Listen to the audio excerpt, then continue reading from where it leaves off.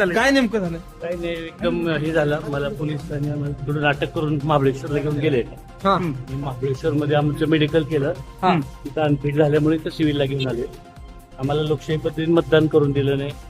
आमच्या खोटे अपहरणाचे गुन्हे दाखल केले आमचे पोलीस. खोटे अपहरणाचे गुन्हे. खोटे काही केलं नाही. आमच्यावर असलेल्या माणसाचं अपहरण केलं असं दाखवलं. ओके. तुमची काय परिस्थिती आहे? इकडे पाठवा तुमचे. आज काय झालं समजा? अध्यक्ष निवडीच्या दरम्यान हा सभागृहाच्या बाहेर 5 फुटावर गेलो असताना मला पोलीस प्रशासनानं बळाचा वापर करून खोटा गुन्हा दाखल करून मला महाबळेश्वरला मतदानाच्या अगोदर 5 मिनिटं फक्त नेलं. मारहाण झाली का तुम्हाला?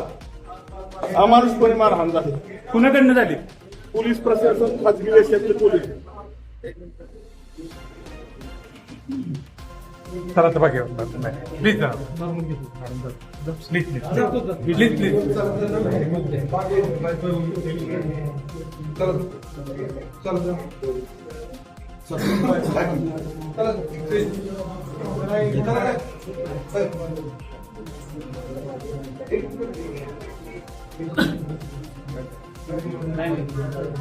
मला घेऊन स्वतः पालकमंत्री वर जात होते. पालकमंत्र्यांना सुद्धा चला चला चला प्लीज चला चला. अरे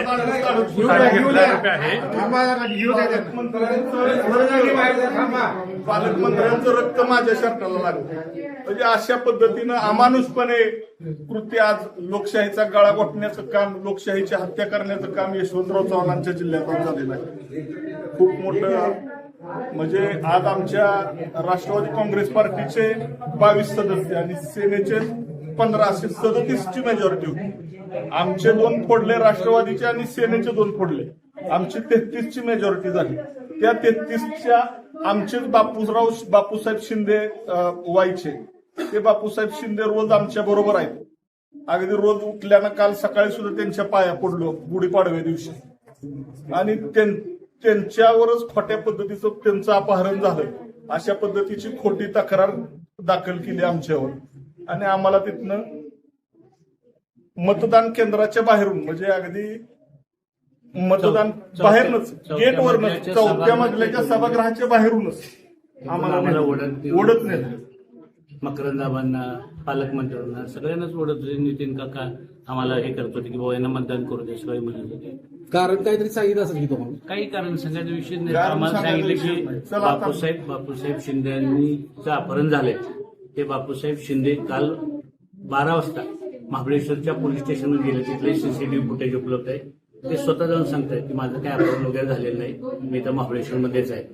त्याच्यानंतर बापूसाहेब शिंदेनी स्वतः वाईच्या डीवायएसपीच्या समोर जाऊन व्हिडिओ रेकॉर्डिंगमध्ये जबाब दिला आणि सांगितलं की त्याचं आदरणीय नितीन काका पण त्यांच्यावर गेले होते की मी अपहरण वगैरे काही झालेलं नाही, पण त्यानं काही करून आम्हाला मतदान करून द्यायचं नव्हतं. काही करून आम्हाला अटक करायची होती. आणि म्हणून अटक करून 4थ्या मजल्यावरनं आम्हाला अटक करून तिथून महाबळेश्वरला घेऊन गेले. आणि महाबळेश्वरमध्ये